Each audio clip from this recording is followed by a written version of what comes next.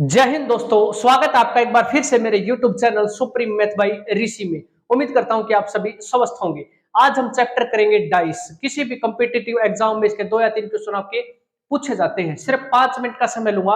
आपने अगर 5 मिनट ये वीडियो देख ली तो आपको कभी भी किसी भी कॉम्पिटिटिव एग्जाम में अगर आप फाइट कर रहे हो तो डाइस से संबंधित जो भी क्वेश्चन आएगा आप उसको हल कर दोगे। चलिए शुरू करते हैं। हमारी डाइस 2 प्रकार की होती है, एक होती है जर्नल डाइस, एक होती है स्टैंडर्ड डाइस। जर्नल डाइस में क्या होते हैं, कुछ नियम होते हैं इन दोनों डाइसों के। जो पासा होता है हमारा, इसको हिंदी में कहते हैं सामान्य पासा जर्नल डाइस, इसको बोलते हैं स्टैंडर्ड डाइस को मानक पासा। जो हम लूडो खेलते हैं ना, वो मानक पासा होता है। इसके कुछ नियम है। एक इस तरीके का क्वेश्चन आ जाता है ओपन डाइस वाला, ठीक है। एक ओपन डाइस का क्वेश्चन आ जाता है और ये 2 डाइस ये हमारी मेन रहती है, जर्नल डाइस और स्टैंडर्ड डाइस। जो हमारे इस पर आधारित क्वेश्चन है, एक क्वेश्चन ये है, एक क्वेश्चन ये है और एक क्वेश्चन ये है। 3 टाइप के क्वेश्चन हमारे पूछे जाते हैं। तो चलिए शुरू करते हैं। जर्नल डाइस क्या होती है, देखो। किन्हीं 2 साइड का योग 7 होगा। जो हमें यह दिखाई दे रही है ना, जो डाइस हो को जब हम देखते हैं तो उसके में 3 फलक दिखाई पड़ते हैं, 1 2 3। तो इसमें क्या है, 2 डाइस का योग, 2 साइड का योग 7 होगा। जैसे 4 और ये 3 जोड़ने के बाद कितना आ गया, 7। ये है 4 और ये है 3, ये कितना बन गया जोड़, 7। इसी प्रकार 4 और ये 2 जोड़ेंगे तो कितना, 6। ये साइड 7 नहीं हुई। 3 और 2 को जोड़ेंगे, 3 और ये 2 कितना हो गया, 5। यानी किन्हीं 2 साइड को जोड़ने से अगर योग 7 आता है, जैसे इसमें आ गया, तो ये क्या है, हमारी जर्नल डाइस है, सामान्य डाइस है। आमने सामने का योग 7 नहीं होगा।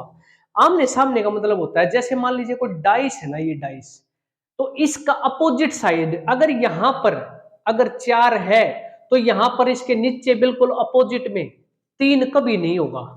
इसका मतलब ये है, यानी कि आमने सामने का योग कभी भी 7 नहीं होगा।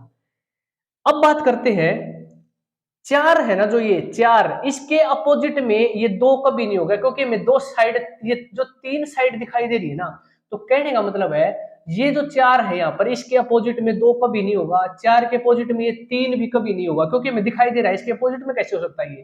तो 4 के अपोजिट 3 नहीं होगा, 4 के अपोजिट 2 भी नहीं होगा, 3 के अपोजिट 4 भी नहीं होगा, 2 के अपोजिट 4 नहीं होगा। समझे। अब बात करते हैं स्टैंडर्ड डाइस, मानक पासा।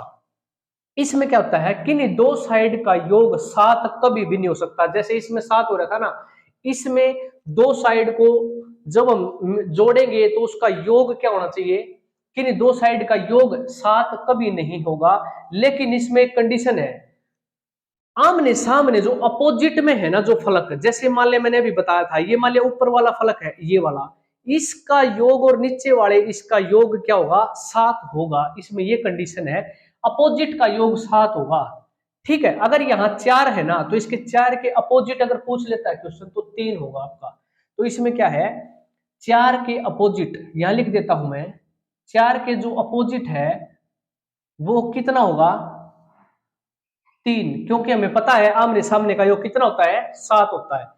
तो इसी तरह यहाँ पर 5 है, तो 5 के अगर मैं अपोजिट की बात करूं तो क्या हो सकता है, 2, क्योंकि आमने सामने योग होता है 7। यहाँ पर 1 है, तो 1 का अपोजिट की मैं अगर बात करूंगा क्या होगा, 6। ठीक है। ये हमारी थी जनरल डाइस, ये हमारी थी स्टैंडर्ड डाइस, मानक डाइस। ठीक है, मानक पासा भी कह देते इसको। तो एक होता है हमारा ये ओपन डाइस, इससे संबंधित क्वेश्चन आता है हमारा। इसका क्या होता है, इसमें होता है अल्टरनेट, एक छोड़कर एक, अल्टरनेट उसके अपोजिट होता है। जैसे यहाँ पर 5 है, तो 5 यहाँ पर 2 ये डाइस है ना, ये वाला ये छोड़ देंगे तो इसके एक छोड़कर एक, यानी 5 के अपोजिट क्या होगा, 4 हो जाएगा। ठीक है। 2 के अपोजिट क्या होगा, 3 कभी नहीं होगा, कोने से कोना भी नहीं मिलना चाहिए, ये भी नहीं होगा। तो 2 के अपोजिट क्या होगा, 6। और 1 के अपोजिट क्या होगा, 3, यानी कि एक छोड़कर एक अल्टरनेट। अब आते हैं क्वेश्चन के ऊपर।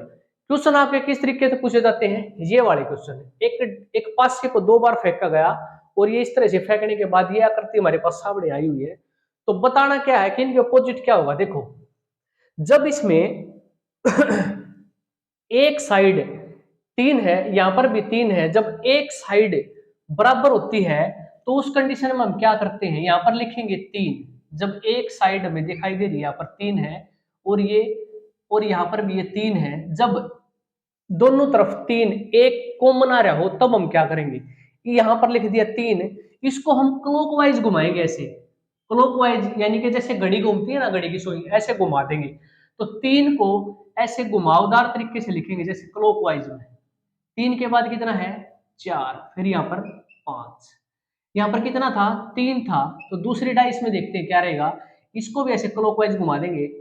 3 के बाद क्या आएगा 6 और 6 के बाद ये आएगा 2। अब ये क्या होते हैं अपोजिट होते हैं ये, 4 के अपोजिट क्या हो जाएगा 6, 5 के अपोजिट क्या हो जाएगा 2, 3 के अपोजिट क्या हो जाएगा 3 तो होगा नहीं, तो 3 के अपोजिट क्या बच गया हमारे पास 1, तो 3 का अपोजिट क्या हो जाएगा 1 हो जाएगा। तो एक तो क्वेश्चन आता है ये वाले, ऐसे हम इसको सोल्व कर लेंगे। अगर उसमें दे देता है कि दो आपके जो फलक है वो इसमें कॉमन आते हैं तो हम क्या करेंगे, देखो 3 और 1 इसमें भी है, 3 और 1 इसमें भी है, तो अगर वो पूछ ले कि 5 के अपोजिट क्या होगा तो हम कह सकते हैं सीधा सीधा कि 5 के जो अपोजिट है वो क्या है, 5 के अपोजिट 4, बस आपका आंसर आ गया। ठीक है, अगर वो पूछ लेता है 3 के अपोजिट क्या होगा, वो देखो यहां पर लिख देता हूं मैं, 3 के अपोजिट 1 कभी नहीं होगा आपका, 1 नहीं होगा क्योंकि हमें दिखाई दे रहा है ये 1 तो कभी होगा ही नहीं। अब बात करते हैं 5 की, 5 भी नहीं होगा।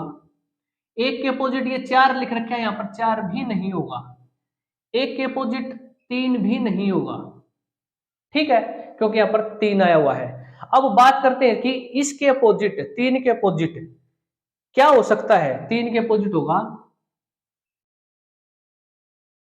2 या 6, ऐसे आपने आंसर देना पड़ेगा। 3 के अपोजिट क्या होगा 2 या 6। अब बात करते हैं ओपन डाइस की। इस तरीके से क्वेश्चन दे देगा और पूछ लेगा कि आपको इसको अगर आप बंद कर दें इसको तो इसमें से कौन सी डाइस बनेगी। अब मैंने क्या बताया था इस क्वेश्चन में, देखो ये वाला तरीका, इसमें क्या होता है ओपन डाइस में जब हम इसको बंद करते हैं ना, एक छोड़कर एक अल्टरनेट कह सकते हैं, यहाँ पर एफ है ना, तो मैं लिखूंगा एफ के जो अपोजिट होगा वो कौन सा होगा, एक छोड़कर एक, यानी ए नहीं होगा बी आएगा, यहाँ पर बी आ जाएगा। ए ई के अपोजिट क्या होगा सी, एक छोड़कर एक, तो यहाँ पर ई के जो अपोजिट है वो होगा सी। ए के अपोजिट क्या रह जाएगा हमारा, ए के अपोजिट डी। अब देखो ये जो डाइस है एफ ई बी, मैंने क्या बताया था कि एफ के अपोजिट कभी भी जो साइड में दिखाई दे रही है वो कभी भी नहीं होगी, तो एफ के अपोजिट ई कभी नहीं हो सकती, एफ के अपोजिट बी कभी नहीं होगा, ई के अपोजिट बी नहीं होगा और एफ के अपोजिट ई नहीं होगा, ऐसा कभी नहीं हो सकता। अब हम देखेंगे यहां पर इसमें क्या कर रहा है कंडीशन, देखो एफ के अपोजिट बी है लेकिन हमें पता है इस डाइस में इस पासे में एफ के अपोजिट कभी भी बी नहीं होगा, और हमने क्या है होना चाहिए इसके अकॉर्डिंग एफ के अपोजिट भी होना चाहिए, तो ये गलत है।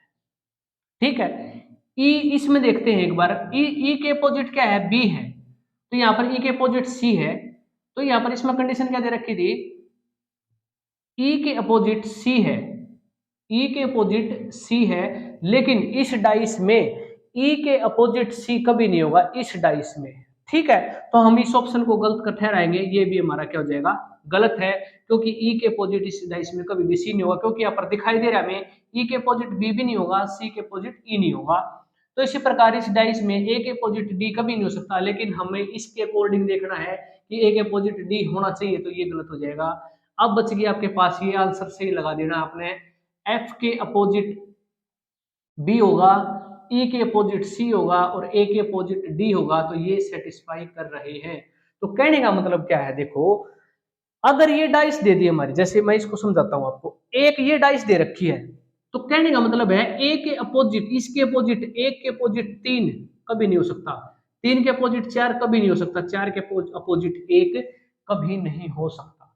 तो इस टाइप के आपके क्वेश्चन पूछे जाते हैं। पहला क्वेश्चन आएगा आपको ये देगा इस टाइप की दो डाइस दे देगा, उसमें से आपको एक कॉमन मिल जाएगा, एक कॉमन को यहाँ लिख लेंगे, उसको क्लॉकवाइज घुमा देंगे, 3 यहाँ लिख लिया तो 4 और फिर ये 5, इसके बाद 3 और फिर ये 6 और ये 2, यहाँ पर कॉमन था 6 और ये 2, ये हमारे अपोजिट होते हैं ऐसे। तो जो बच गया वो इस 3 के अपोजिट हो जाएगा। फिर दूसरी कंडीशन में क्या कोई क्वेश्चन पूछता है, ये पूछ लेगा जिसमें 2 कॉमन होंगे, यहाँ पर 3 और 1 कॉमन था, यहाँ पर भी 3 और 1 कॉमन है, जो ये 5 है ना, इसमें सीधा आंसर आ जाएगा, 5 के अपोजिट क्या होगा, 4।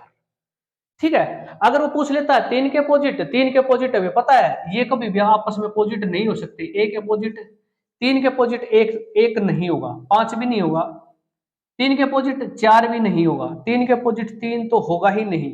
तो बच गया क्या हमारे पास, 2 या 6। आपका इस तरह से आपका आंसर हम दे देंगे। तो उम्मीद करता हूं आपको आज का सेशन समझ में आया होगा। डाइस हमारी कंप्लीट है, तीन ही टाइप के क्वेश्चन आपसे पूछेगा और आप आसानी से, अगर आपने ये क्लास देखी है और आपने समझी है और आपने प्रैक्टिस करी है, तो आप आसानी से क्वेश्चन का हल कर पाओगे। तो मिलते हैं अगली क्लास में, तब तक के लिए जय हिंद।